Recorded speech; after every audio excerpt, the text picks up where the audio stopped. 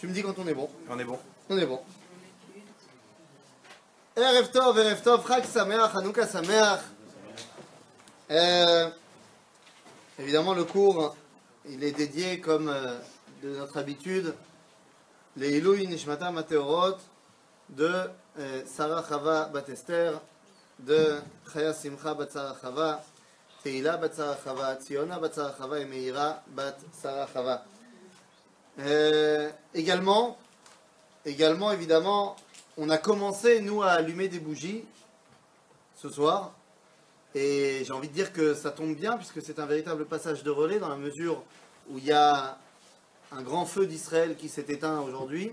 Donc nous, on a décidé, c'est lui qui a décidé, de nous laisser la chance de prendre le relais et d'allumer nos petites bougies à notre niveau par rapport au grand vide que va laisser le Rav Steinman en nous quittant. Mais il est évident qu'il a tracé un chemin de Torah, et c'est ce qu'on est venu faire ici ce soir, continuer ce chemin de Torah et essayer d'en apprendre un peu plus sur la soirée qui est la nôtre de Hanouka.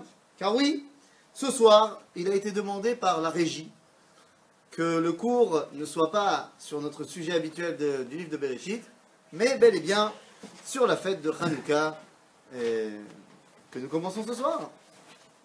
Alors c'est parti. Alors on y va. Hanouka, c'est parti. Alors le cours, je l'ai appelé Dvekut la Zéout au Zéout shel Dvekut.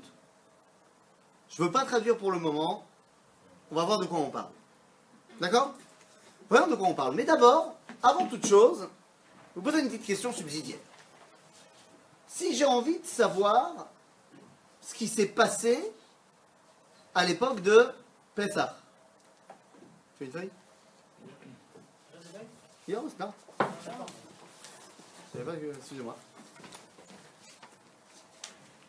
Si j'ai envie de savoir ce qui s'est passé durant la fête de Pessah,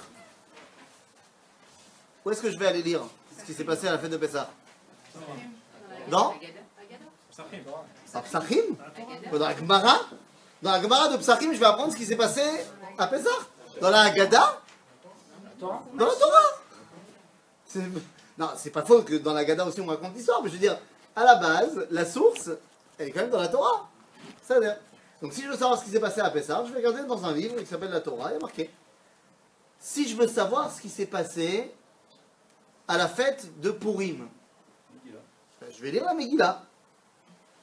Et si je veux savoir ce qui s'est passé à Hanouka, vous comprenez bien que ça va être compliqué de sortir l'idée Chova, comme on dit, avec les 2 lignes et demie qui est marqué dans Maseret Shabbat. Quoi? Si je veux connaître l'histoire de Hanouka, je regarde la Gemara, les 2 lignes de Maseret Shabbat, les 3 lignes qu'il y a dans Yoma, les 3 lignes qu'il y a dans Souka. Nous bémet. Si seulement, je le dis au monde entier, si seulement il pouvait y avoir un livre qui relate les événements de Hanouka, si seulement il pouvait y avoir un livre qui aurait été écrit par les principaux intéressés, par ceux qui ont vécu les événements, si seulement. Et si seulement ils avaient pris le temps d'écrire 4 tomes, ça pourrait nous aider, non? Mais qu'est-ce que je raconte? Nous avons des livres comme cela. Comment ils s'appellent? Sefer HaMaccabim. Il a fait le livre des Maccabées. Ouais, en français, ça fait toujours tout de suite moins... Hein, Sefer HaMaccabim. Aleph, Bet, Gimel, Vedalet. Alors, je ne dis pas qu'il s'agit ici de livres de Torah. Mais voilà, je ne cherche pas des explications toraniques. Je veux savoir ce qui s'est passé. Et c'est évident que c'est la moindre des choses d'aller lire le Sefer HaMaccabim. Je fais un petit sondage ici. Quelqu'un a lu Sefer HaMaccabim? Hein? Après le petit-déj. Après le petit-déj, bien sûr. Donc, évidemment, vous savez donc très bien ce qui se passe à Hanouka. Vous comprenez le problème qu'on a? C'est qu'on est en train de voir, on va parler d'une fête que tout le monde connaît, mais en fait, personne ne la connaît. Parce qu'on ne sait pas ce qui s'est passé à Hanouka. Oui? On va se poser la question pourquoi il a pas été retenu dans le corpus De la Bible? On peut se poser la question, la réponse elle est très simple. Parce que c'est pas de la névoie. C'est-à-dire ne rentre dans la Bible, le Tanakh, que ce qui est névoie. Et aussi parce qu'il est postérieur en termes de période. C'est-à-dire que ceux qui ont fermé le Tanakh, c'est Anshe Knesset Hagedola. Donc on parle du début de l'époque du deuxième temps. Alors que Hanouka, on est déjà au milieu de l'époque du deuxième temple, c'est après. Donc c'est non seulement un livre qui est post-Tanachique au niveau de la Tkufa, de la période, mais également qui n'est pas un livre du tout prophétique. C'est un livre historique qui relate les événements. Donc il n'y a aucune raison ni de le mettre dans le Tanakh, ni de le mettre au Beth Midrash d'ailleurs. C'est pas un livre de Torah. C'est un livre historique. C'est un livre d'histoire. Même si là-bas tu peux avoir des discours de Emouna incroyables. Les discours de Yehuda Maccabi avant les combats, c'est de la Emouna netto quoi. Mais c'est un livre d'histoire. Je dis juste que c'est chaval que personne ne le connaisse. Parce que, comme personne n'a lu Sefer HaMaccabim, bon, on me dirait, circonstances atténuantes. C'est lourd à lire. C'est-à-dire, le premier et le deuxième tome, Maïl, Oder Shehu, ça parle des combats et tout, c'est sympa. Le troisième chapitre, enfin le troisième tome, il est insupportable. La relation entre les Grecs et les Juifs, c'est insupportable à lire. Et le quatrième tome, Shehu, on le connaît, sans le connaître, c'est l'histoire de Hannah et ses 7 enfants. C'est ça. Mais pourquoi c'est important de savoir ce qui s'est passé? Eh bien parce que ça nous empêchera de dire n'importe quoi. Parce que moi, la ganénette, hein, je l'attends en tournant. La ganénette, quelle que soit la ville. Hein. Parce que mes enfants, ils sont revenus aujourd'hui, on a allumé les bougies. Hein, j'aurais demandé de me raconter un peu Hanouka. Il va voy. Non, parce qu'il est évident que pour eux, l'histoire de Hanouka s'arrête au moment où Yehuda Maccabi, il a allumé la petite d'huile et puis tout va bien. Seulement, le problème de ça, c'est que ça arrive qu'au 4e chapitre du premier tome. Donc t'imagines qu'il s'est passé des trucs après. Hein. En l'occurrence, par exemple, que 2 semaines plus tard, après l'histoire de la petite fiole d'huile, elle a brûlé pendant 8 jours, on est content. Bah, 2 semaines plus tard, les Grecs sont revenus. Bon, ils ont été un peu aidés par les rabbinim qui leur ont ouvert les portes de Jérusalem, ils ne savent pas le dire. Hein. Et qu'ils ont chassé Yehuda Maccabi. Mais ils leur ont dit aux Grecs, bon cette fois par contre, vous nous laissez tranquille en termes de religion. Hein. Et au début, ok. Et puis après quelques mois, rebelote les xérotes. Et au bout de 6 mois, eh ben, on en a marre des xérotes, donc on rappelle Yehuda. Et Yehuda il revient. Et les combats reprennent. Et Yehuda se fait tuer au combat. Et son frère Elazar se fait tuer aussi au combat, piétiné par un éléphant. Pas cool. Et c'est finalement Shimon Achashmonaï qui va gagner la guerre et qui va devenir Nessi Israël. Mais tout ça, c'est pas raconté au gars. Chaval. Top, maintenant qu'on sait qu'il faut lire Sefer Hashmonaïm, vous avez 8 jours pour savoir ce qui se passe. Nous, on va essayer de s'intéresser. Pardon? C'est un vent dans toutes les bonnes librairies. La vérité, c'est que oui. C'est-à-dire que Sefer HaMaccabim, mon Hashmonaïm, tu peux le trouver, particulièrement les 2 premiers tomes, dans n'importe quelle librairie israélienne.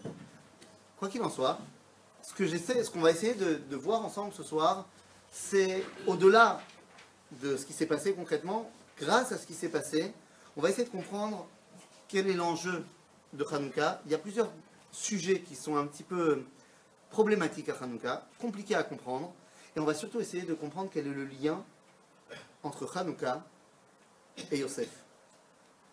Puisque c'est pas anodin que chaque année, Hanouka tombe pendant les parachutes de Yosef. Quel est le lien entre les deux? La Mamakara. C'est-à-dire? Alors venez, on commence. Alors, dans Sefer HaMaccabim, c'est intéressant parce que on voit que Yehuda Maccabi est arrivé à Jérusalem le 3 qui se lève. Il est arrivé à Jérusalem, et Jérusalem, il n'y a pas eu de combat à Jérusalem. Donc il est arrivé le 3, à la limite le 4, c'est bon pour la Hanoukat Amikdash. Parce que je vous rappelle que quand il est arrivé, les Grecs, ils ont fait quoi au Beth Amikdash? Rien. C'est-à-dire, à part le fait d'avoir mis une statue de Zeus, ils n'ont pas cassé le Beth Amikdash, ils l'ont pas rendu tout pourri ou quoi que ce soit. À la limite, ils l'ont rendu impur, ils ont ouvert les huiles, mais ils n'ont rien fait de mal au Beth Amikdash. C'est le Befoal, concrètement. Donc ça veut dire que, ok, on n'a pas bossé au Beth Amikdash depuis 3 ans, donc il fallait enlever un peu la poussière, il n'y a pas de problème. Tu fais un petit coup de balai, un petit coup de sponja, 2-3 jours de nettoyage, comme ça d'air. Et pourtant, on voit que, dans la source numéro 1, on voit que Yehuda Maccabi va attendre une date bien précise pour faire la Hanouka. ויחוגו את חנוכת המזבח 8 ימים. ויעלו עולות ותודות בשמחת לבבם, ויפארו את פני ההיכל בעטרות ומנגיני זהב, ויחטאו את השערים, ואת לשכת הכהנים, וישימו את הדלתות. En gros, ils ont décoré le Beth Amikdash, la folie. ותהי שמחה גדולה בכל העם, כי גלל השם את חרפת הגויים מעליהם. On était très très très contents. Pourquoi? Parce qu'enfin on a été libérés du joug grec. Cool, on a retrouvé notre indépendance. ויצווה יהודה ואחיו וכל קהל ישראל לחוג את חנוכת המזבח ביום 25 לחודש כסלו 8 ימים מדי שנה בשנה בהלל ובתודה. Donc Yehuda il a décrété, parce que lui-même avait fait la Hanouka le 25 Kislev, que chaque année ça serait la fête. Ma question, elle arrive maintenant. Ils avaient le temps d'aller chercher le bout. Quoi? Ils sont rentrés dans Jérusalem. Quand ils sont rentrés avant, ça remet en question toute la chéla de pourquoi ils n'ont pas trouvé l'huile, machin. Peut-être qu'ils n'ont pas cherché au début. Parce que si Yehuda il avait prévu. 25, ils ont pas cherché. Oui, parce que si Yehuda il a prévu de toute façon qu'avant le 25 on fait rien, peut-être qu'ils se sont occupés d'autres choses avant. Et Choliot. Maintenant, mon problème c'est que si le 3 ils sont arrivés à Jéru, pourquoi ils ont attendu jusqu'au 25 pour faire Hanouka Tamikdash? Parce que c'était une date, je crois que c'est aussi la date de Hanouka Tamizbeach, non? Hanouka Tamizbeach. Quel Mizbeach? Qu'il y avait dans le... Ouais. C'est pas Je une sais date, pas de quoi tu parles, donc... Bah, du Mizbeach qu'on avait dans le désert. Ah, dans le désert Ouais. Je suis pas censé savoir que tu parles du désert. On n'avait pas eu beaucoup de... Alors toi tu dis, parce que Yehuda il connaît le Midrash qui dit que le 25 Kislev c'est le jour où on a terminé Melechet HaMishkan. Qu'on a terminé on a fini toute la construction des ustensiles du Mishkan, mais on n'a rien fait de spécial à ce moment-là, on a attendu Rosh Chodesh Nissan pour faire Hanouka HaMishkan. Et donc le Midrash il dit que le 25 Kislev était dégoûté. Parce que ils ont fini dans mon jour et on n'a rien fait. Et donc Dieu il a dit Altidag, je t'ai gardé un moment où ça va devenir un... D'accord, mais sans vouloir porter atteinte, c'est un vort. D'accord? Non, il y a une raison qui est beaucoup plus simple. Vous voulez qu'il y ait Rosh Chodesh dans Quoi, le... Hanouka? Ah, parce qu'il voulait faire le jeu de mots Hanouka, Hanou de café, c'est ça ton truc? 25 Kislev, c'est Hanouka, il a demandé Hanouka. C'est quoi, c'est Hanouka? Je pense que tu as raison, mais je sais pas si toi et moi on est sur la même longueur d'onde. Non? Le 25e mot de la Torah, c'est or. Et alors? Ça fait Rabotai, c'est pas shoot méod, Rabotai, c'est pas shoot méod. Parce que le 25 qui se lève 3 ans avant la révolte des Maccabim, c'était déjà Hanouka Tamikdash chez Antiochus. Et oui, quand est-ce qu'Antiochus il est venu et il a souillé le Beth Amikdash? Le 25 qui se lève. C'est là-bas le jour où il est venu et qu'il a mis la statue de Zeus. Le 25 qui se lève. Donc on lui a fait Dafka. Il nous a fait mal le 25, boum. Maintenant, si c'était arrivé à Jéru au fur et à mesure de la guerre, je sais pas moi, en Nissan, je suis pas certain qu'ils aient attendu jusqu'au 25 qui se lève. Mais si déjà on arrive début qui se lève, on peut attendre 3 semaines. Parce que c'est une date symbolique pour tout le monde. Top, fait. Chez là, Tana. Pourquoi Antiochus il a fait son souillage le 25 qui se lève? Parce que c'est Noël. Parce que, voilà, Antiochus il connaissait le Midrash. Non, pas shoot meod, parce que c'était Hanouka. Parce que c'était la Hanouka Tamikdash. C'était l'inauguration du Beth Amikdash, le numéro 2. Oui, parce que le Beth Amikdash numéro 2, il a été conçu par qui, Rabotai? Non. Israël et Nehemia, ils ont continué le boulot, qui a été amorcé par Koresh, il a pas construit, il a dit vous pouvez y aller. Ok, est-ce qu'il y a des gens qui ont allumé les bougies ce soir? Ouais, c'est bon? Ça ok? C'est-à-dire, est-ce qu'il y a des gens qui ont fait les brachot pour allumer les bougies? Oui? Ok, c'est-à-dire, est-ce qu'il y a des gens qui après ont chanté des chansons? Peut-être, moi je n'ai pas chanté celle-là. Mais est-ce que tu as chanté Baos Tsour? Est-ce qu'à un moment donné, tu as fait comme beaucoup de gens que je connais, que je ne veux pas citer, qui connaissent le refrain mais qui ne connaissent pas d'autre chose? Ou est-ce qu'il y a des gens qui, Béhémet, ont chanté toute la chanson? Et bien dans toute la chanson, à un moment donné, on dit un truc sympa dans le deuxième couplet. Ketz Bavel, Zéro Bavel, les Ketz Shivim Noshadi. Vous avez entendu parler d'un mec qui s'appelle Zerubbabel? Zerubbabel ben Shaltiel. C'est lui qui revient en premier, avant Israël et Nehemia, avant l'histoire de Purim. D'ailleurs, il revient parce qu'il a reçu l'ordre de revenir de la part de qui? Bon, d'un monsieur qui avait un boulot qui n'existe plus aujourd'hui, mais qui faisait ses preuves à l'époque, qui était prophète. Il s'appelle Chagai. Chagai Hanavi. Bon, là, par le coup, c'est un livre qui existe au Beth Midrash. Ça s'appelle la Bible, le Tanakh, je ne sais pas si vous connaissez. Et dans la source numéro 2, il y a Chagai Hanavi qui nous dit la chose suivante.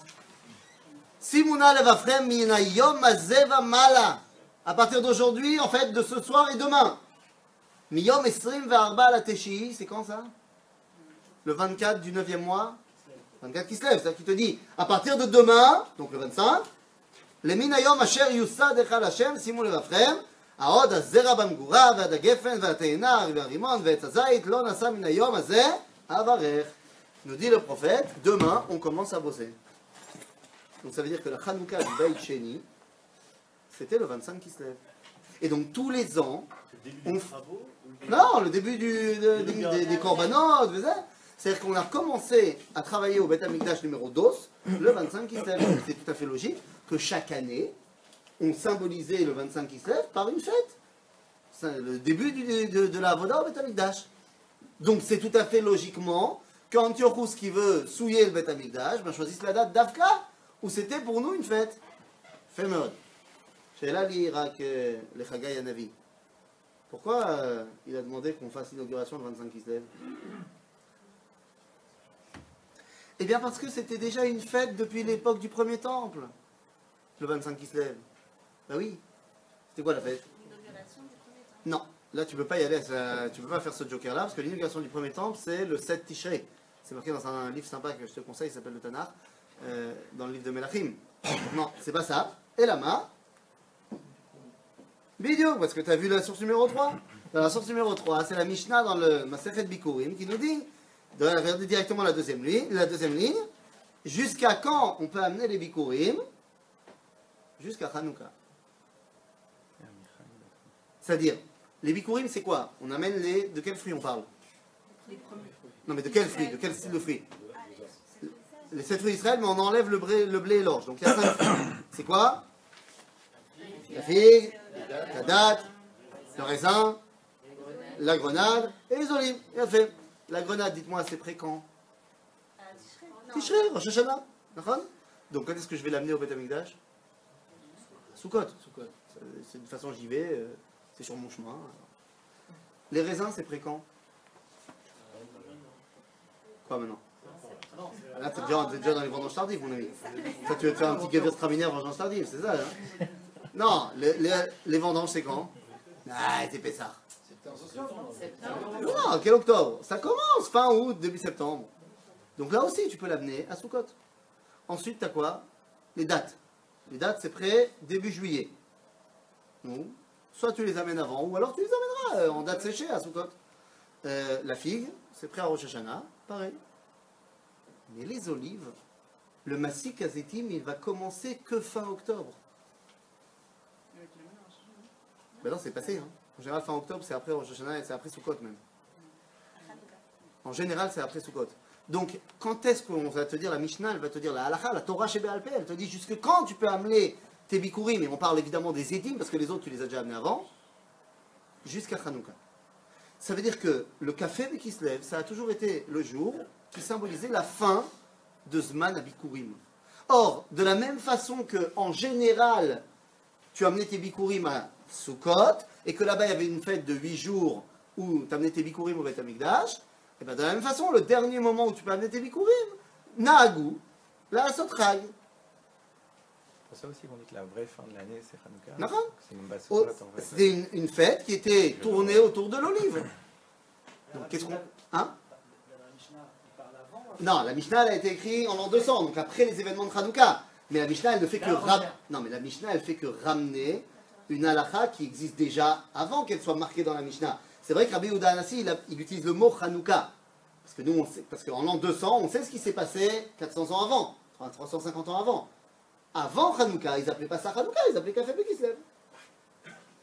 Ça, la halakha elle était déjà vraie à l'époque.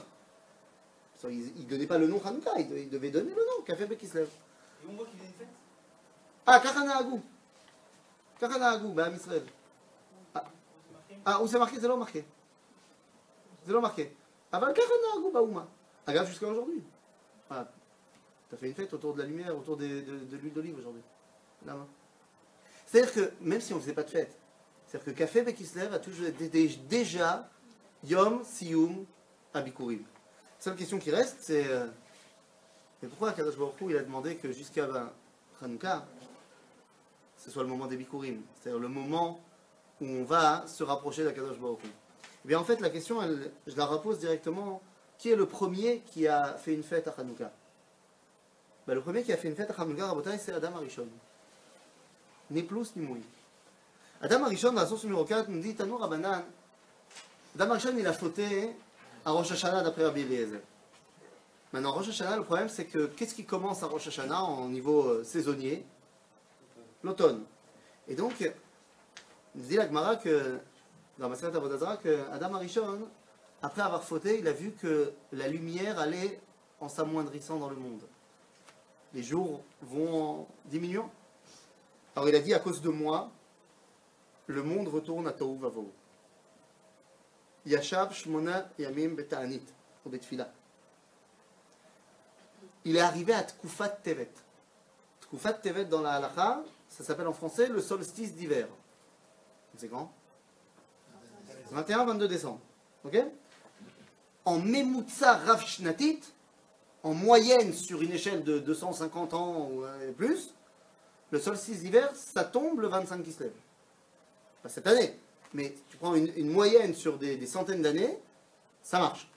Donc ça veut dire qu'il est arrivé au solstice d'hiver, c'est-à-dire au jour le plus court de l'année, et il a vu qu'à partir de là, Ayom Oler Vegover, que la lumière commence à devenir de plus en plus grande. Combien de temps ça lui a pris pour voir que c'était un vrai truc? Shlosha Yamim. Pourquoi? Shlosha Yamim, c'est Chazaka. Donc il a vu qu'il y a une Chazaka, que effectivement la lumière revient.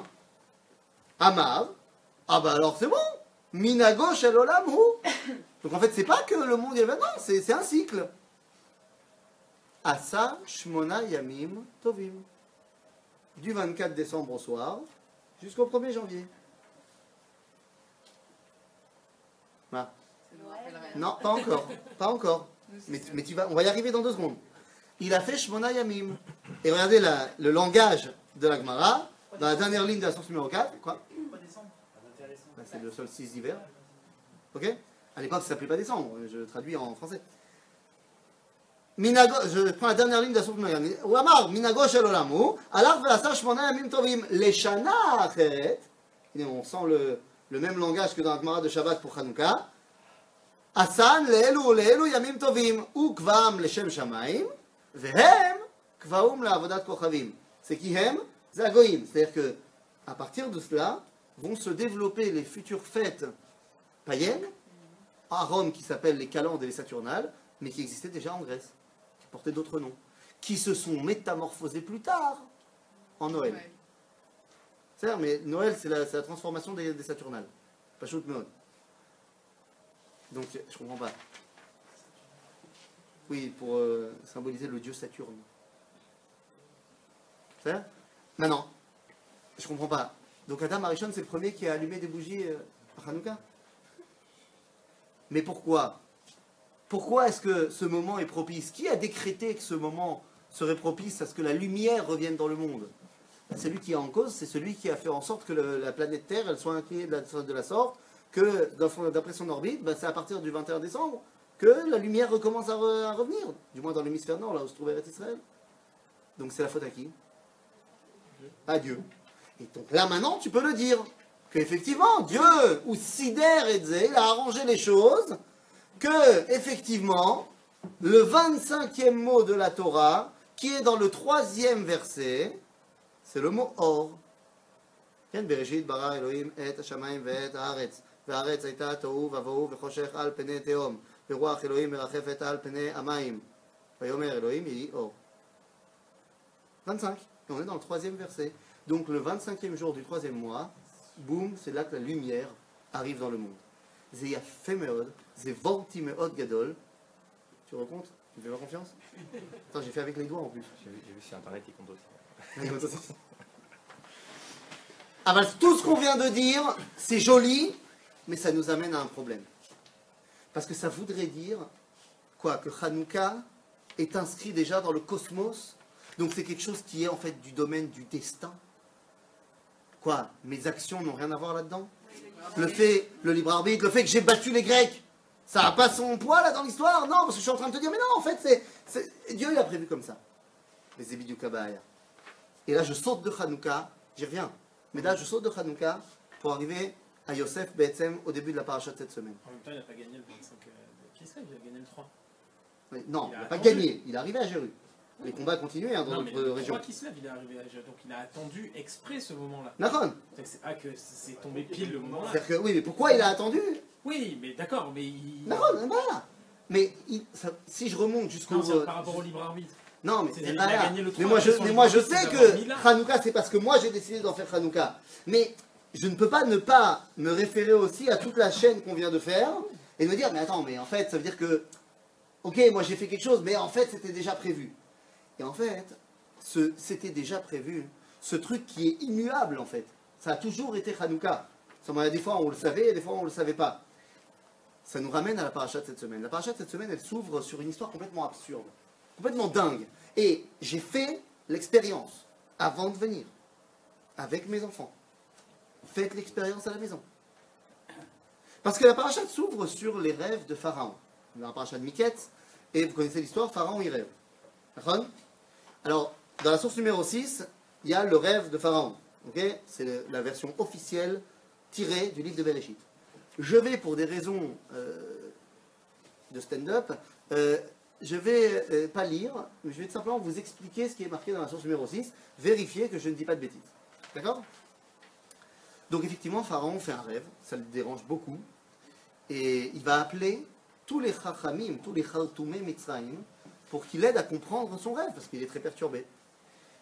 Et il leur a dit comme ça, juste avant que je vous dise quel est le rêve de Pharaon, je vais vous balancer une info qui n'est pas marquée dans la Torah. Okay, une info linguistique historique. En langage hiéroglyphe, le pictogramme qui représente une vache, c'est le même pictogramme qui représente le mot année. Okay, une année. La vache étant le dieu du temps et du renouveau dans l'Égypte. Ok ? Maintenant, je reviens à mon rêve de Pharaon.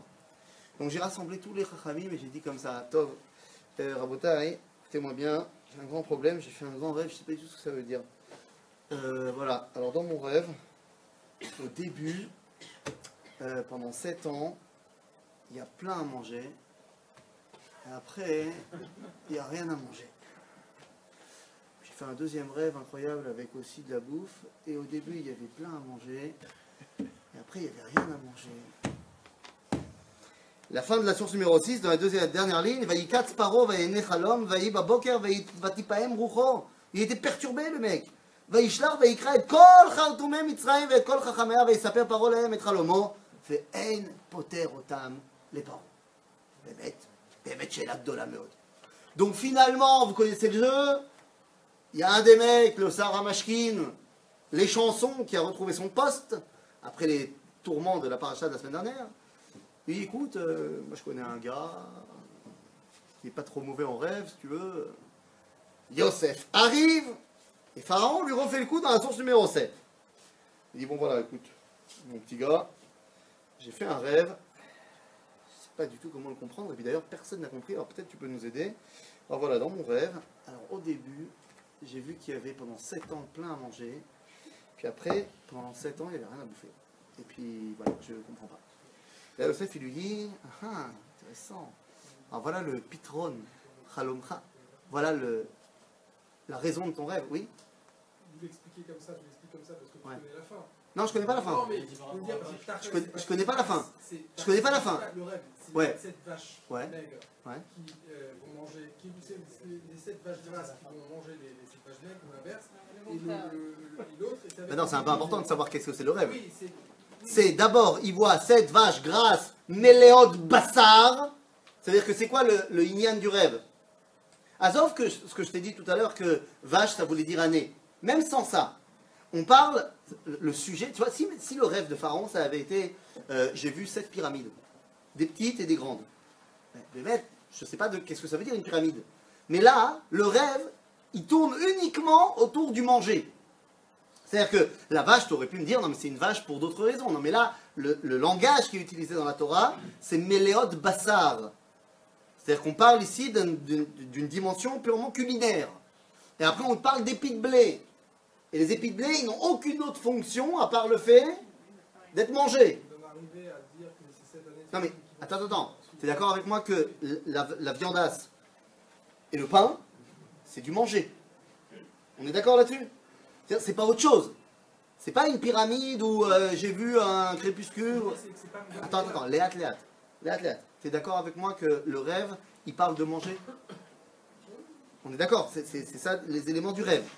Et donc dans les éléments du rêve, même si tu sais pas le coup du vache c'est année, donc c'est 7, ça veut dire c'est 7 ans. Même sans ça, le rêve il te dit qu'au début, il y a plein à manger, et qu'après, il n'y a pas à manger, et que le pas à manger il est tellement fort qu'il fait oublier quand il y a eu plein à manger. Je ne suis pas un charmologue. Hein. Donc Pharaon il vient voir Yosef et il lui dit voilà, dans mon rêve, j'ai fait un rêve terrible, que pendant 7 ans, il y avait plein à bouffer, et après il n'y avait rien à manger. Qu'est-ce que ça veut dire? Et Yosef il lui dit écoute, voilà la réponse de ton rêve. Ton rêve, ça veut dire que pendant 7 ans, il y aura plein à manger, et qu'après pendant 7 ans, il n'y aura rien à manger. Réponse de Pharaon. Oh! Achare odiacha Elohim et kol zot, en chacham venavon kamocha. C'est incroyable! Dieu il t'a dit des trucs de fou! C'est fantastique! Il n'y a personne de plus intelligent que toi! Tu voudrais pas être Premier ministre?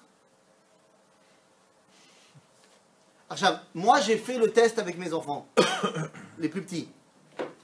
Je leur ai raconté le rêve. Je leur ai dit qu'est-ce que ça veut dire. C'est pas shoot pour eux. Ça c'est pas shoot. On te dit au début il y a plein à manger. J'ai changé le côté vache en burger parce que sinon ils n'auraient pas compris. Parce que pour eux ils savent pas que le burger il est fait d'une vache. Tu vois. C'est pas... Ce qui m'intéresse c'est le burger. Je leur ai dit au début il y avait 7 burgers de malades. Mais ça dégoulinait. Et après, il y avait des burgers de soja. Quoi? Tu veux prendre la défense du soja? Il y a un élément qui est de transition, Okay. c'est le fait qu'on rende un herbivore carnivore. Ouais. Je ne suis pas. Tiens, une vache ne mange pas une autre vache. Or, le principe économique... Tu dis l'herbivore qui est carnivore? Nous. D'un rabbin de Lyon qui disait que c'était pour éviter effectivement ce qu'on a connu par la suite, c'est le buzz économique et la vache folle et tout le reste. Enfin, j'ai trouvé ça très... Il a fait. J'y ai pas pensé. Mais ce que je veux vous dire par là... Hein, de manger, c'est en fait... Relote. Mais ce qui m'intéresse, moi, c'est de savoir pourquoi est-ce que nous, ça me paraît évident, la solution du rêve, et qu'il n'y a pas un chacham en Égypte qui était capable de trouver ça. Mais la réponse, elle est pshuta, elle rejoint ce qu'on a dit tout à l'heure. Non, Azov. La réponse, elle est très simple. C'est pas possible ce que tu me dis, Yosef. C'est-à-dire que je suis persuadé que tous les chachamim, ils y ont pensé à ce truc-là. Mais ils ont dit, c'est pas... Non, ils n'ont pas eu peur. Ils ont dit, c'est pas possible. C'est sûr que c'est ça que ça veut dire, mais en fait, c'est pas possible. Donc, il doit y avoir un autre truc. Parce que pourquoi c'est pas possible? Parce que tu es en train de me dire que ton rêve, il dit qu'il va y avoir une famine en Égypte. C'est pas possible qu'il y ait une famine en Égypte. Lama, il y a le Nil. D'ailleurs, dans tout le livre de Bereshit, à chaque fois qu'on dit qu'il y a une famine, les mecs, ils vont en Égypte. Parce qu'en Égypte, il n'y a pas de famine. C'est-à-dire que pour admettre qu'il y a une famine en Égypte, alors qu'en Égypte, il y a le Nil, donc la crue du Nil fait qu'il n'y a pas besoin d'avoir de pluie, il y a toujours à manger, de me dire qu'il y aura une famine en Égypte, c'est admettre que le monde s'arrête de marcher normalement. Que la nature s'arrête de marcher. De dire que ce qui est immuable, bah finalement va changer. Mais c'est pas possible ça. Ça c'est inconcevable dans la tête de l'Égyptien. Qui est-ce qui vient et qui te dit ça? L'hébreu. Parce que la trouna, la qualité première de l'hébreu, c'est d'être navi. C'est-à-dire que l'hébreu, il sait qu'il y a quelque chose qui transcende la nature, parce qu'il n'arrête pas de lui parler. Et donc l'hébreu, il vient et il te dit, non mais attends, t'as pas compris, il y a quelque chose qui dépasse la nature. Il y a quelque chose qui va au-delà de la destinée. Incroyable. Maintenant, je reviens à Hanouka. Parce que Yosef qui va apprendre à Pharaon qu'on peut aller au-delà, qu'il y a une trouna hébraïque qui va pouvoir lui expliquer qu'il y a un au-delà de la normalité. Cette trouna hébraïque, elle est à double tranchant. Cette qualité hébreu, c'est ce qu'on appelle en hébreu la dvekut. Dvekut bema, Akadosh Baruch. Ani davek ba Hashem, je suis collé à Dieu. Agave, très simplement parce qu'il me parle. Donc j'ai pas le choix, il me parle, donc je suis collé à lui. Je suis lié à lui. Le problème qu'on a quand on revient à Hanouka, hein, c'est que Béhémet, il y a une kouchia, une vraie kouchia, par rapport à l'histoire de Hanouka. Aujourd'hui, en 2017, avec toutes les yédiotes qu'on a, les preuves historiques, les livres, machin, les écrits juifs et les écrits grecs, et tout ce qu'on a retrouvé au niveau archéologique, aujourd'hui, personne ne remet en cause la révolte de Hanouka. Personne non plus ne remet en cause que Antiochus IV, il a fait des xérotes. Mais c'est là qu'est tout le problème.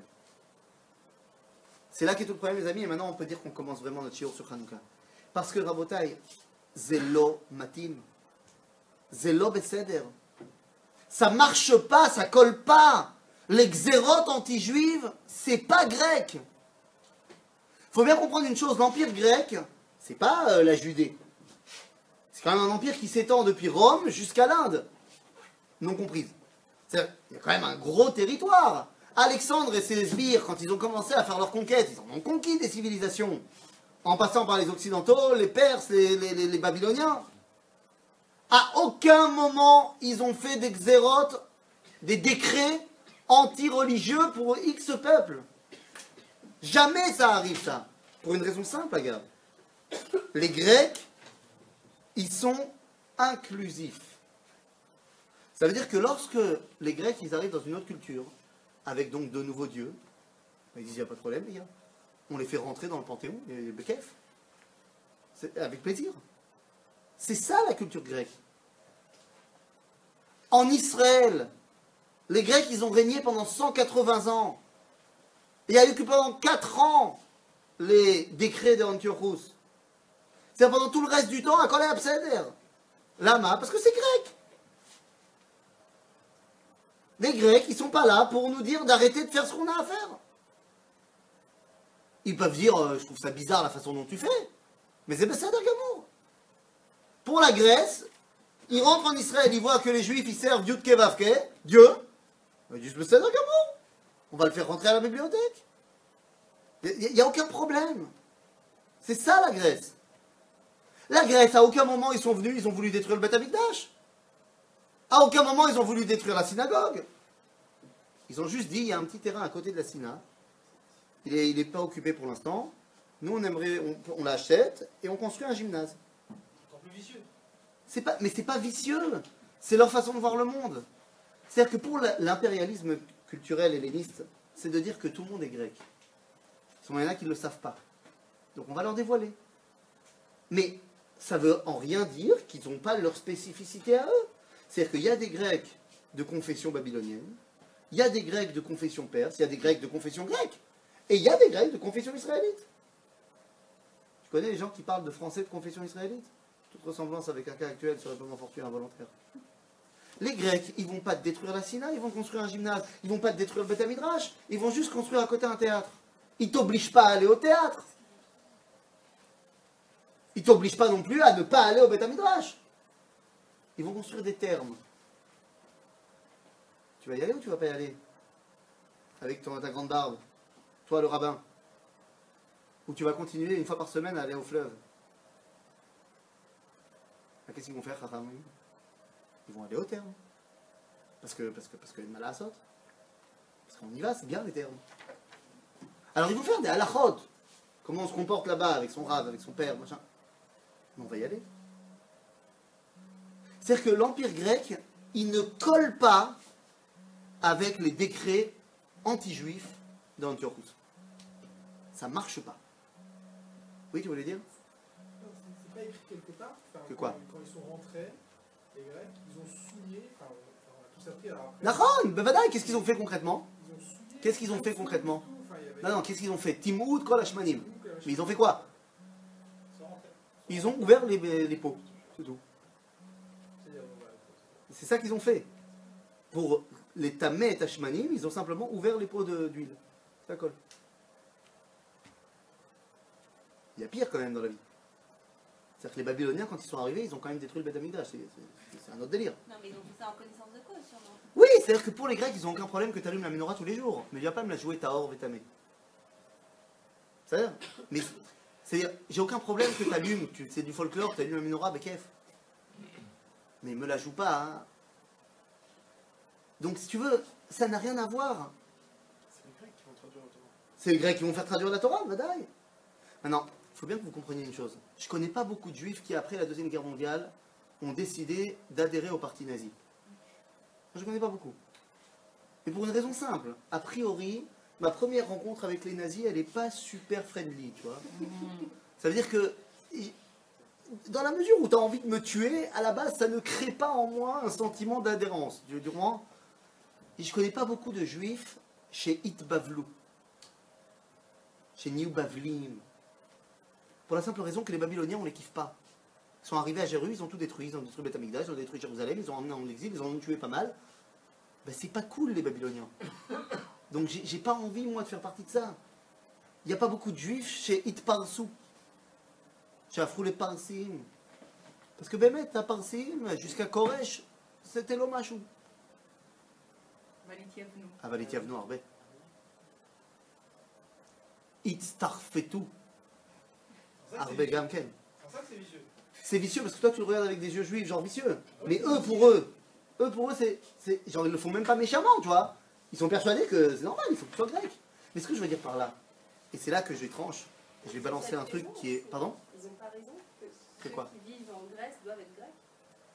Comme Tu- ceux qui vivent en France. Mais ça va plus loin que ça, ça va plus loin que ça. Il dit pas seulement tu dois respecter les lois de la Grèce.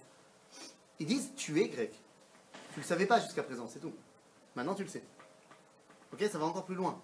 Maintenant le problème, les amis, c'est que d'après tout ce qu'on vient de dire, donc ça ne colle pas les xérotes. C'est pas ma team. Et là je vais vous balancer le gros pavé dans la mare. Les Da'atim, la raison pour laquelle il y a eu des xérotes, c'est pas à cause d'Antiochus. Les xérotes, c'est la faute des juifs. Pas dans le sens genre, ouais, c'est de notre faute, on a abandonné la Toirée, donc on a pris des xérotes sur la tête. C'est pas de ça que je parle. Je dis que c'est les juifs chez Itiavnou, les juifs qui sont passés de l'autre côté, qui ont susurré à l'oreille de Antiochus qu'il fallait faire des xérotes. Regardez ce qu'il y a marqué dans la source numéro 8. Toujours dans Sefer HaMaccabim. Pardon? C'est encore pire. C'est encore pire parce que les capots, ils font qu'obéir aux ordres. Alors il y en a qui vont exprimer leur violence dans les ordres qu'ils vont recevoir, il y en a qui vont essayer d'être bien, mais au final, c'est pas eux qui donnent les ordres. Moi, je vais plus loin. Je dis que l'intuition de faire des xérotes, ça vient des juifs. Dans la source numéro 8, il y a marqué toujours dans Sefer HaMaccabim, qu'est-ce qu'ils faisaient, ces מתייוונים? ללכת אחרי חוקים זרים, להשבית עולות וזבח ונסך מן הקודש, מן המקדש, ולחלל שבתות וחגים, ולטמא מקדש וקדשים, ולבנות במות והיכלות ופסילים, ולסבוח חזירים ובהמות טמאות. קיצור, mec, ils ont pump it up, hein. Balancer des cochons sur les hôtels et tout, la folie. ולהניח את בניהם ערלים. Ben oui, évidemment. Celui qui est mityaven et qui a un fils, il ne va pas le couper. C'est Baruch. Maintenant, regardez ce qui a marqué dans la source numéro 9. Ça, c'est bien pour la deuxième génération. Mais le mec qui a, lui, décidé de se mityavener, L'Itérène, c'est pas une conversion. c'est bien pire que ça. Il adore C'est ses la milliards. passion. Il devient grec. Ah, Ça veut dire, Je m'assieds personne n'oblige quoi que ce soit. Mais je commence à aller au gymnasium, je commence à aller au théâtre, je commence à aller là, je commence à aller là. Rabotai. C'est encore c'est derrière le théâtre. Mazé sa confession israélite. Continue à quoi? Ils priaient des idolâtres, des Il était le idoles. matin. Ils priaient Peut-être. Zeus. Peut-être qu'ils mettaient les tefs. Et peut-être que l'après-midi, ils allaient voir Zeus. C'est l'assimilation, quoi. Toute ressemblance avec un cas qu'on connaît. Et entre parenthèses, venez, on arrête de se caresser dans le sens du poil. Toute ressemblance avec des choses que nous, ici, on fait, n'est pas du tout fortuite et involontaire. Quoi, on va pas au théâtre? Quoi, on va pas, je vais pas vous faire une liste d'exemples. C'est pas le même problème d'ailleurs que quand il y avait Pharaon et qu'on dit qu'il y avait un nouveau Pharaon justement à l'époque de Chez Loyada et Yosef. Non, c'est après. Oui, mais justement, j'avais lu un Pérouche où on disait qu'en fait c'est nous qui avions changé. On allait au théâtre. Ah, mais d'accord qu'on a changé. Mais C'était bravo. c'était pas forcément qu'il y avait un nouveau N'a Pharaon. rien à mettre. Ce qui a- Achab, regardez. la première génération, ceux qui ont décidé de passer de l'autre côté. Et regardez ce qui s'est passé. Anashim Reshaim Israël, Shebanu Bet Merumim Gymnation. Oui, parce que la culture grecque, qui est aussi une culture sportive intéressante, comment te dire, il faisait chaud. Donc comme il faisait chaud, on avait l'habitude de faire du sport à poil. Pas tous faisaient à poil, tu me diras, hein, vu que la culture du corps, machin, à la Grèce, quoi. Donc ils avaient juste un problème, les gars. Parce que si je vais au gymnase, je veux faire un petit 400 mètres, là, tranquilloum. Non, tranquilloum. J'ai juste un petit problème. C'est que tout le monde va voir que je ne suis pas grec. Il va y avoir un petit détail qui me manque, si vous voyez ce que je veux dire. Et donc, regardez ce que nous dit ici Sefer Maccabim. Chez Banu, Gymnation, Birushalayim, Keminag Agoyim, il faisait quoi pour y aller? Ayum Moshrim Beorlotam. Oui, parce que sans vous faire un dessin, lorsqu'on fait une Brit Mila, on fait ce qu'on appelle la priya, c'est-à-dire qu'on retrousse la peau qui reste. Maintenant, donc il y a un morceau de peau qui entoure le bout du truc. Résultat des courses. Qu'est-ce que je dise? Donc résultat des courses, eux qu'est-ce qu'ils faisaient? Ils se faisaient je sais pas, une espèce de chirurgie esthétique où ils se tiraient la peau pour que ça ressemble à un prépuce. Ça existe encore aujourd'hui. Oui, oui, non, mais toute ressemblance avec un cas actuel, enfin, c'est un peu moins courant quand même. Hein. Quoi? Oui, ça se fait beaucoup. Ça se fait beaucoup? Beaucoup chez un certain nombre de juifs qui ne veulent plus, effectivement. Donc ça se fait pas beaucoup. Non, enfin beaucoup. C'est-à-dire, on est quand même dans des proportions qui ont quand même diminué à ce niveau-là. Mais ce que je veux dire, c'est que vous comprenez jusqu'où ça va. Lama. Lama, shnia. Non, אני לא מבין. Lama. Vous savez le chidouche? Les juifs, c'était pas les seuls à faire la circoncision. Non, mais il n'y avait pas de musulmans à cette époque-là. Parce qu'on parle d'une époque où les musulmans ne sont pas encore nés. Tu comprends? On est en moins 200, enfin en moins 164. Les musulmans vont naître en 600 et quelques. Hein? Malazot. C'est vrai qu'ils ont tous les droits sur Joseph. Non, mais ça c'est évident. Quoi qu'il arrive, le fait est qu'il y avait d'autres peuples qui faisaient la circoncision. Entre parenthèses, je vous rappelle que la circoncision, elle a été susurrée à Abraham par Mamré. Mamré, son poteau, cananéen. C'est lui qui a dit écoute, nous on fait un truc sympa, je sais pas si tu veux. Et après, il y a Dieu qui lui a dit vas-y, fais la circoncision, c'est bien. Il y avait d'autres peuples qui faisaient ça. Et on n'a jamais vu que les autres peuples, ils se sentaient mal à ce point qu'il fallait se limshor beorlotam. Mais les juifs, eux, oui. Lama. Parce que le juif, il a une trouna, il a une qualité built-in. Pas tellement built-in en fait, mais une qualité propre à lui, qui est ce que j'ai dit tout à l'heure, qui s'appelle la dvekut. Je vais jusqu'au bout des choses. Le juif qui va s'assimiler, il sera plus français que n'importe quel français. Il sera plus américain que n'importe quel américain. Parce que si déjà j'y vais, j'y vais. Et ça, on sait tous de quoi on parle. On connaît tous des gens comme ça. C'est pour ça que les intellectuels juifs aujourd'hui réapprennent à la France ce qu'est la France. Ben voilà. Parce qu'ils sont devenus plus français qu'eux. C'est un grand problème parce qu'il faut aussi qu'ils leur réapprennent qu'est-ce que c'est être juif. D'accord? On bien. À Botaï, ce que je suis en train de vous dire, c'est quoi? C'est que le juif, là je vais faire une belle phrase de propagande hitlérienne, le juif, c'est une maladie contagieuse. Ben oui, je reviens à Yosef. Bon, Yosef, le mec il a grandi quand même chez les juifs, il n'y a pas de problème. Ça fait depuis le début de l'histoire qu'on rêve chez nous. Il n'y a pas de problème, Abraham il rêvait en voiture, voilà, Brit Ben Adevdarim, Kol Beseder. Bon, Yitzhak, on ne sait pas trop, mais bon, Minastam, il a dû faire 2-3 rêves aussi. Yaakov, laisse tomber, il voit des échelles partout. Akol Beseder. Donc lui aussi, Yosef, il balance des rêves. Akol Tov. Tout d'un coup, il arrive en Égypte, dans la fin de la paracha de la semaine dernière. Et regardez ce qui a marqué. On balance en prison à cause d'une histoire de femme. Et là, Vaïten Otam Bamishmar, dans la source numéro 10, Bet Sar Tabachim el Bet Asoar.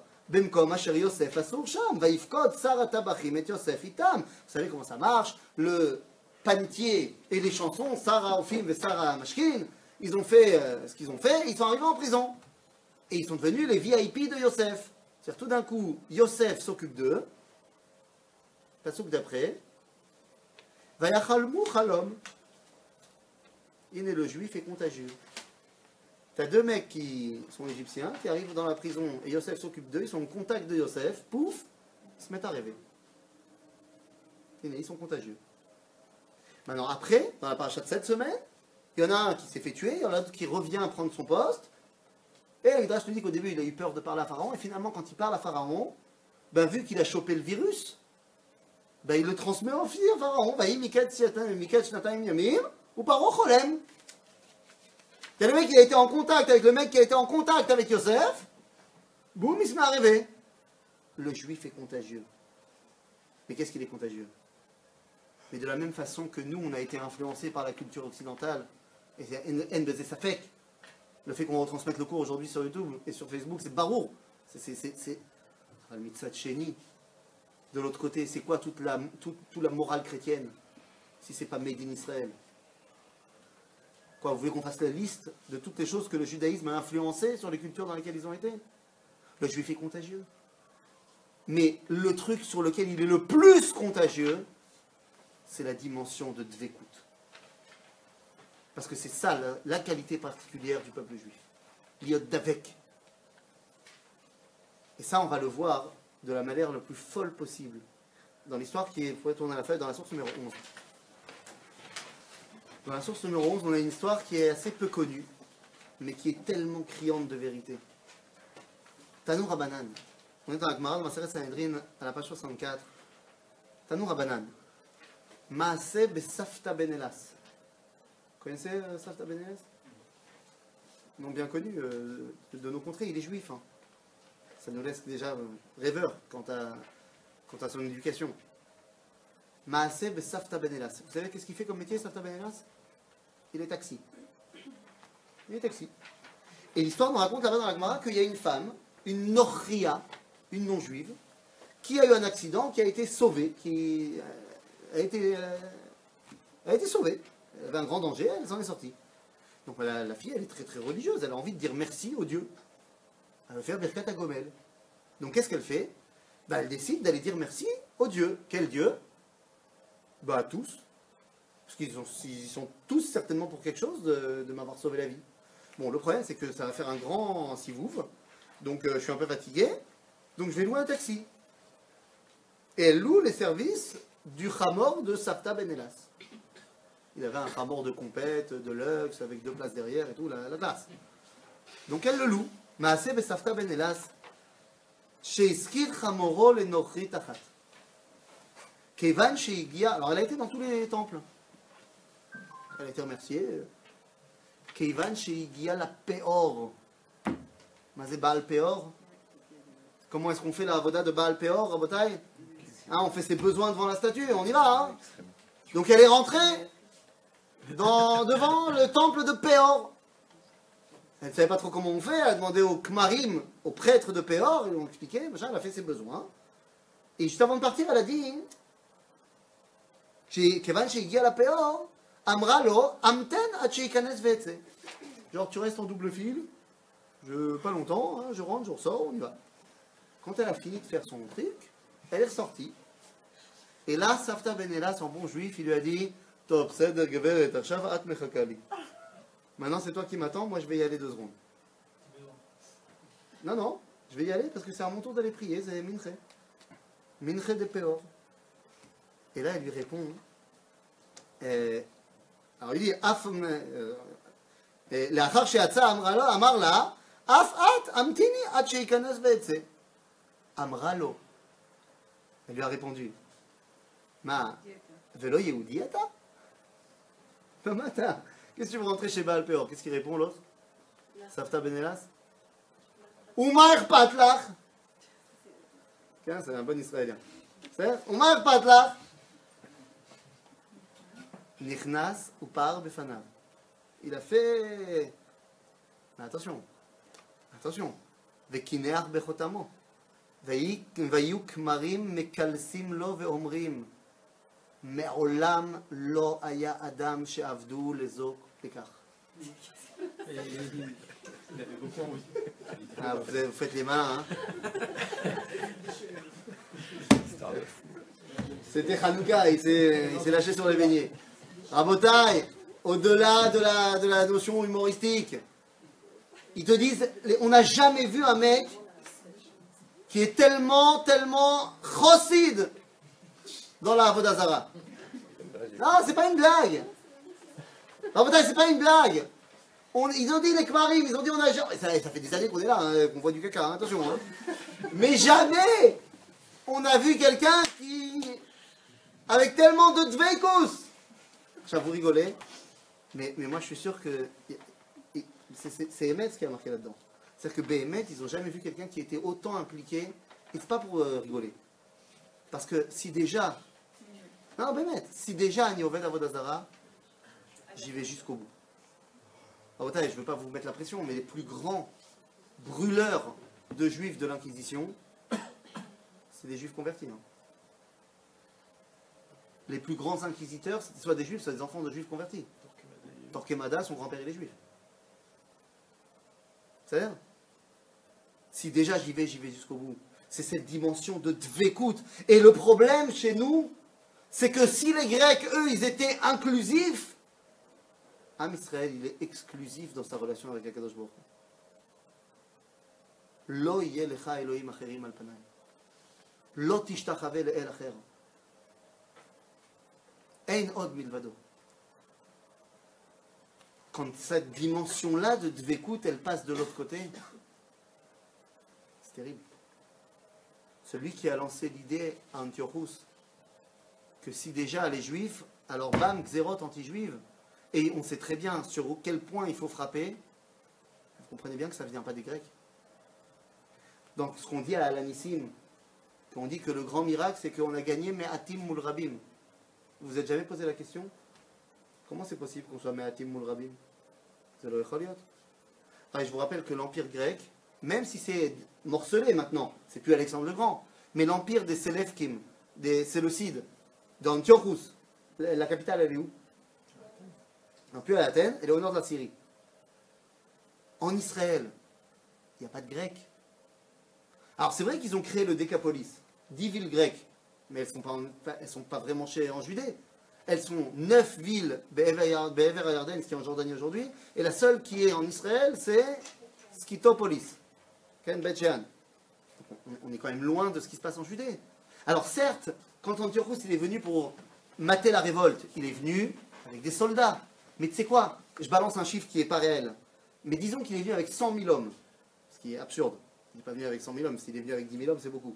Mais il est venu avec 100 000 hommes. Vous comprenez bien qu'en Israël, il y avait quand même beaucoup plus que 100 000 juifs.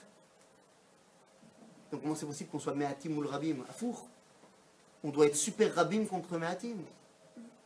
Donc comment c'est possible qu'on soit devenu Me'atim ou le Rabim?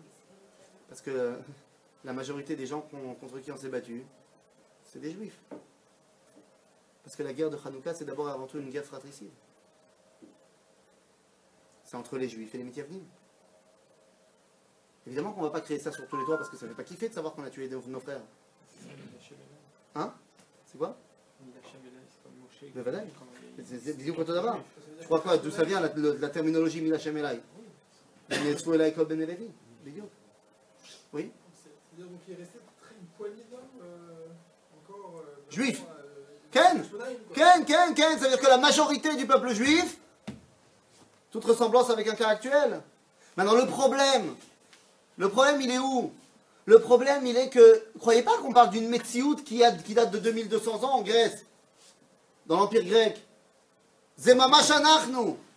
C'est nous aujourd'hui. Quand je vous ai parlé tout à l'heure, quand je vous ai dit que Ityavnu, Veitstarfu, Itstarfetu. Vous savez comment est-ce qu'on a reçu la citoyenneté en France, le judaïsme? Comment les juifs ont reçu la citoyenneté en France? Napoléon, sauf que pour recevoir la citoyenneté, il a fallu répondre à un petit quiz. Non, vous ne connaissez pas le quiz? Non, parce que Napoléon, il a créé le Grand Sanhédrin de Paris. Pour une raison. Il fallait savoir si on peut reconnaître les juifs comme citoyens français. Donc, il a posé les 12 questions au Grand Sanhédrin de Paris. Allez voir sur Internet les 12 questions. Et sur ce qui est intéressant, c'est sur les 12 réponses. Parce que dans ces questions, si on ne répond pas bien, on n'a pas la citoyenneté. Alors les Chachamim, parce que les gens qui ont fait le Sanhedrin, il y avait des Talmidei Chachamim, il y avait aussi plein de gens qui n'avaient rien à voir avec la Torah. Et ils s'en sont sortis comme ci, comme ça. Des fois c'était un peu plus facile, des fois comme ça. Mais il y a une réponse sur laquelle ils s'en sont pas sortis comme ça. Ils n'ont pas choisi de dire un truc qui est complètement assourd. La question c'était, est-ce qu'un juif il a le droit de se marier avec une chrétienne? Qu'est-ce qu'on en devrait répondre? Naïm. Ils ont répondu ouais. Ils ont tourné la réponse en disant que il est évident que le judaïsme n'a aucun problème avec le mariage à la mairie, devant les pouvoirs publics, et que ça n'entraînera en rien une mise au ban de la société d'Israël, machin.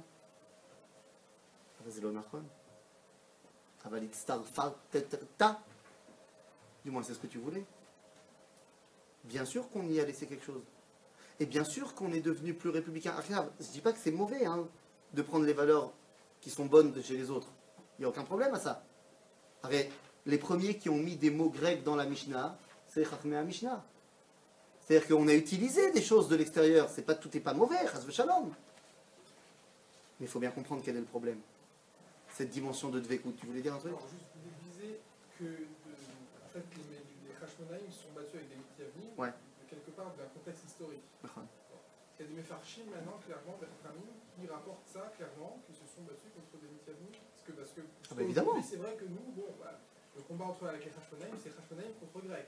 Oui, mais Mais là, quand même, attends, vous encore une dites fois, qu'ils se sont battus contre je des dis pas qu'ils ne se sont pas battus contre des Grecs aussi. Oui, mais Je dis juste comme une violence très forte. que le Hamon, les chefs, les dirigeants, les commandants, machin, c'est tous des Grecs, il n'y a pas de problème. c'est quand même très Mais fort. les Bachetar, Ils ont pu se tuer entre eux, c'est quand même Évidemment. une dimension qui est Évidemment. vraiment haute, qui est très forte. Et Mais bien sûr. Pour l'instant, jusqu'à aujourd'hui, non, non, mais l'Iner Mitzvah du Maharal de Prague, il en parle. Tout le monde le sait, c'est pas un chidouche. vous disiez justement que c'était pas, on voulait pas trop le Non, dire. on ne crie pas sur tous les toits, on ne met pas en avant, ouais, on a tué nos frères. On préfère dire qu'on a tué les Grecs. Mais tout le monde sait qu'on a aussi. Voilà, ça. On dit pas que c'est les Grecs aussi. Hein? On dit pas que c'est les Grecs, tout simplement. Ça peut être des Juifs comme. Oui, d'accord, on masque le truc, il n'y a pas de problème. Mais tout le monde le sait, hein, c'est pas un chidouche. C'est pas un chidouche, c'est pas une chita. Agave Koutzmizé, on a toutes les preuves historiques qu'il faut. On a les textes de Hashmonaïm, on a les textes des Grecs, on a les écrits archéologiques qu'on a retrouvés. Il n'y a pas 36 solutions, quoi.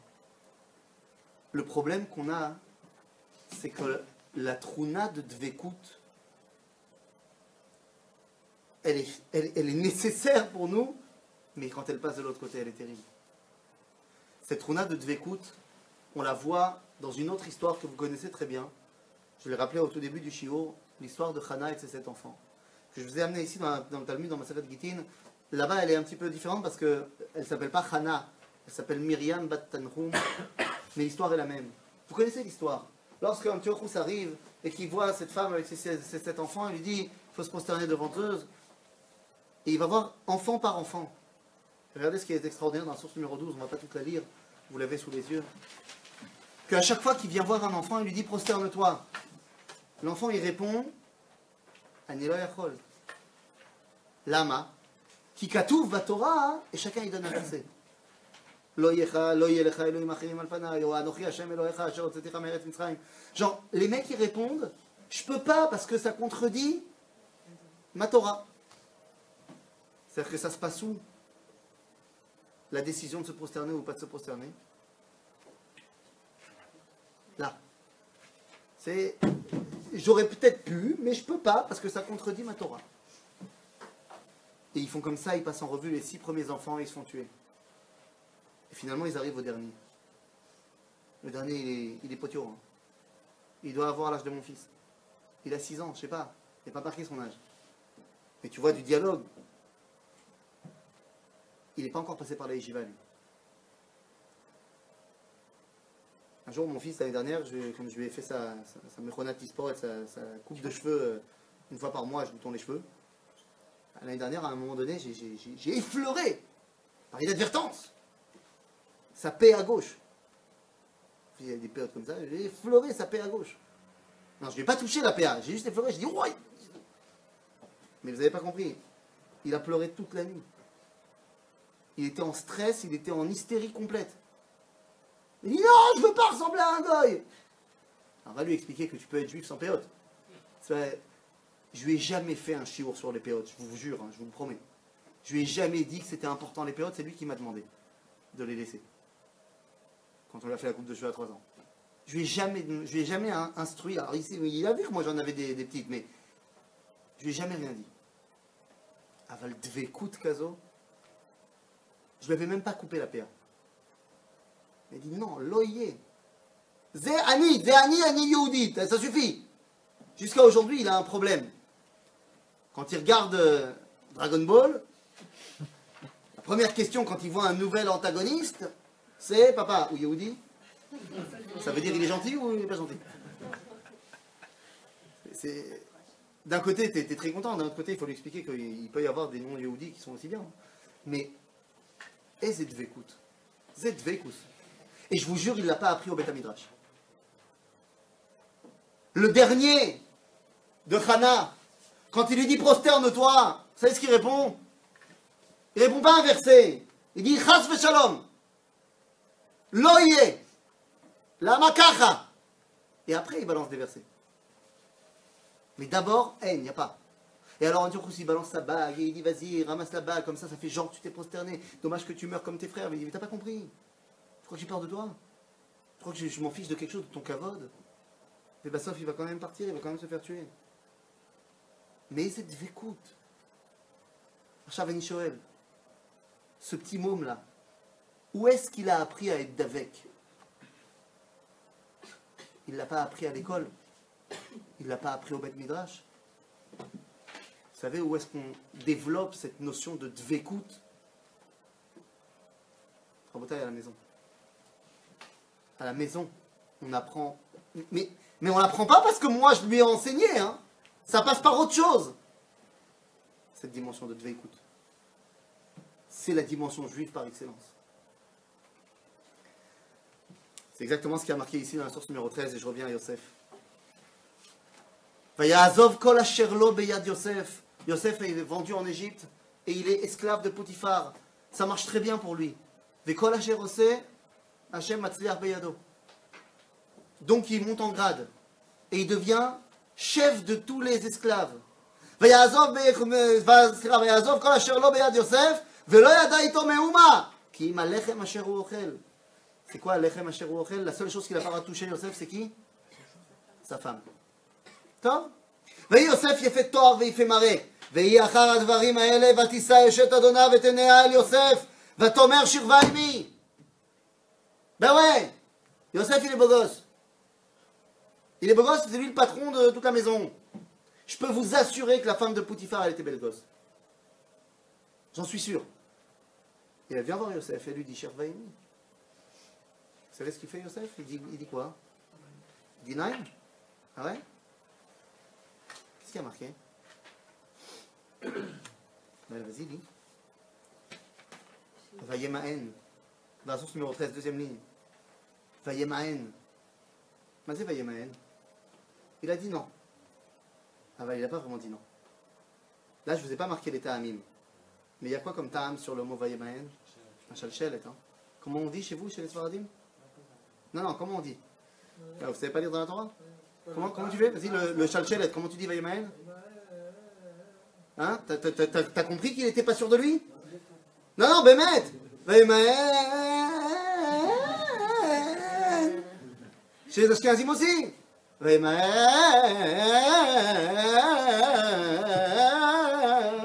Pourquoi pas? Pourquoi oui? Pourquoi non? Chalchelet! Vayemaen! Mais il n'est pas sûr de lui. Et en fait, il va lui donner un argument qui est purement technique.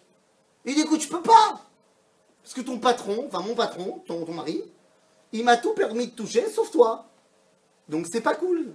Je peux pas. S'il m'avait permis Potiphar, mais là, je peux pas. Seulement, elle lâche pas l'affaire. Hein. Elle lâche pas l'affaire, c'est terminé. Hein. Vaï Kedabera et Yosef, avant dernière ligne. Vaï Kedabera et Yosef Yom Yom. Tous les jours, elle est venue le chauffer. Un jour, elle est venue en mini-jupe. Un jour, elle est venue en ce que tu veux. Mais bien sûr, elle l'a chauffé tous les jours. והנה, ולא שמע אליה לשכב אצלה, להיות עמה, ויהי כיום הזה, ויבוא הביתה לעשות מלאכתו. Et là les gars, je ne vous l'ai pas mis. Hein. Mais allez voir ce que dit Rashi. Rashi Ramoni il rappelle une marloquette dans la Gemara. Rav ou Shmuel. Chad Amar, Rav il dit, לעשות מלאכתו ממש. Il est venu bosser, comme tous les jours, il bosse à la maison. Mais Shmuel Amar, לעשות מלאכתו איתה. C'est-à-dire que cette fois, il avait décidé qu'aujourd'hui, j'y vais. Et quand finalement, il est arrivé, ויבוא הביתה לעשות מלאכתו, ואין איש מאנשי הבית שם בבית, ויתפסהו בבגדו לאמור, שכבה עמי. Là, ça devient physique déjà. Elle l'a attrapé par l'habit. Chez les Égyptiens, il n'y avait pas beaucoup d'habits. Elle lui a dit, vas-y, on y va, on se fait plaisir. Là, ils ont commencé les petits préliminaires. Ve'azma. Et là, il lui a dit non. Et il est parti en courant. Rashi, il amène le Midrash. Moi, je ne voulais pas amener dans Rashi, parce que Rashi, il a amené que la moitié du Midrash, je voulais amener en entier dans la Gemara, dans Maseret Sota. Que quand il a été, je ne sais pas à quel niveau il en était avec elle, mais à un moment donné, bidiouk. Petite Peseu, bebigdo les morts, beota sha'a, bad yokno shel aviv veniretalo. Tout le monde pense que c'est où? Il a vu l'image de son père, c'est ça qui l'a calmé. Bon, effectivement, je pense que quand tu es en mode avec une femelle, et que là, tout d'un coup, tu vois l'image de ton père, ça doit te calmer. Je pense que ça calme au niveau psychologique. Mais c'est pas ça le vrai problème chez Yosef. Rad moud yokno shel aviv ve'amar lo Yosef. Tes frères, ils seront marqués sur le pectoral du Kohen Gadol. Et toi, tu veux être marqué comme celui qui a été voir les prostituées? Mais le plus important, c'est la suite. Ra'a Yosef, she'im olech im eshet Potifar, banav lo yiu domim le'aviv. Que les choses soient bien claires, le plus grand danger de Yavan, et Bichlal de la Galoute, c'est la Goya. C'est le plus grand danger. Parce que Besofo Shel Davar, quelqu'un qui vient m'essayer de me tuer, c'est pas cool, avalier Besséder. Pourquoi? Parce que de toute façon, on va se faire une barrière de protection entre nous. Aval Yosef, il comprend que si jamais il tombe avec Eshet Potifar, ses enfants, ils auront plus la Dvekout. Ils ressembleront plus à Yaakov. Ses enfants, ils seront plus à Israël. Agave, c'est pour ça qu'Akadosh Baruch Hu sidère et Inyanim, qu'au final Yosef il va se marier avec sa nièce. Akol Nishar Bamishpuche finalement. Mais vous comprenez de quoi je parle? Yosef Hatzadik. C'est pas Yosef Hatzadik parce qu'il a jamais rien fait de mal. Hein. D'après le début de la paracha de Vaïjev, il a dit du Lashon Hara sur ses frères. C'est pas cool, hein, Lashon Hara. Aval Yosef Hatzadik, il m'échappe Potiphar. Qu'il n'est pas tombé avec elle. Parce qu'il a compris que s'il tombe avec elle, ou Yotse Miklal Israël. Parce que s'il tombe avec elle, il n'y a plus l'appartenance au peuple juif. Et donc, il n'y aura plus cette dimension de Dvekut. J'ai appelé le cours au début Dvekut les Zéout au Zéout chez le Dvekut. C'est-à-dire être collé à son identité ou on a une identité de colleur. Notre identité, c'est d'être des colleurs. À quoi? À notre identité. Et c'est pour ça, Rabotai, et par là qu'on va terminer. C'est pour ça que Yosef et Hanouka, ça va toujours ensemble. Parce qu'à la fête de Hanouka, c'est la première fois où on ne tape pas dessus. Où l'assimilation, elle est si tu veux pas, c'est pas grave. Hein. Mais puisque c'est si tu veux, alors tu veux. Donc, Tafka à Hanouka, il faut parler de Yosef, qui finalement nous a appris qu'est-ce que c'était la Dvekut à son identité. Et c'est pour ça qu'il y a une question qu'on ne se pose jamais. Yehuda, Maccabi, Matityahu, c'est les stars de Hanouka. Mais c'est des Kohanim. C'est des combattants. C'est pas des rabbins. C'est qui les rabbins de Hanouka? Les rabbins de Hanouka, ils sont marqués dans la Mishnah de Pirkei Avot. Peleploim. Yosef ben Yoézer ish Tzereda ve Yosef ben Yochanan ish Yerushalayim. Vous croyez que c'est anodin que les deux chefs du Sanhédrin de l'époque de Hanouka, ils s'appellent Yosef? Les deux, c'est des Yosefim. Et vous savez ce qu'ils nous apprennent les deux? Que Igi Azman, il est temps de ramener la Torah à la maison. Parce que c'est de là-bas que tout va partir. Yehi beitra beitvad lachachamim. Yehi beitra patoach lirvacha. Parce que c'est de là que tout part. Que toute cette Torah, elle commence d'abord par la dimension de Dvekut que tu vas apprendre à la maison. Zeh Chag HaChanouka. Et c'est la raison pour laquelle aujourd'hui tout le monde a allumé des bougies. Tout le monde. Tout le monde. Y compris les mecs qui ne mangent pas kasher et qui n'allument pas des bougies de Shabbat. On va dire le Sfat Emet, c'est par là qu'on va terminer. Chidouche extraordinaire.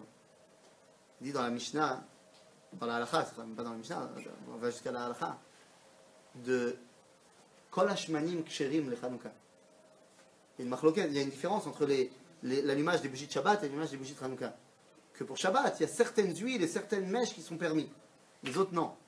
Aval Kol Hashmanim et Kol Aptilot Ksherot le Chanukah. Il dit le Sfat Emet, le Rabbi de Gour, il dit la chose suivante. Il dit, il y a des juifs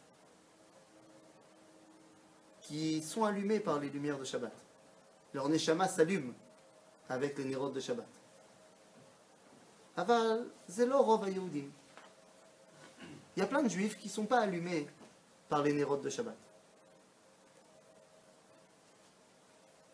Alors pour ces juifs-là qui ne s'allument pas avec les nirot de Shabbat, parce qu'il y a certaines huiles et certaines mèches qui sont permis pour Shabbat. Il y a certains juifs qui sont allumés par Shabbat. Les autres, Kol Hashmanim Ksherim le Chanukah. Ceux qui ne vont pas allumer les bougies de Shabbat, t'inquiète pas, ils allumeront les bougies de Chanukah. Là-bas, ils seront allumés. Là-bas, ils retrouveront leur appartenance à leur identité. Zeh Chag Chanukah. Et c'est pour ça que chaque année, on lira les parachutes de Yosef pendant la fête de Chanukah. Ken a Yehudi ou Madbik. Le juif est contagieux. Chez les autres, mais aussi chez nous. Ça fait 2200 ans qu'on a réussi, grâce à Hanouka, à transmettre notre identité de Dvekut Bazéout. Il ne tient qu'à nous de décider de transmettre ça à la génération d'après. Et ça, c'est déjà votre boulot. אז חג שמח וחזק וברוך. שמח. יישר כוח.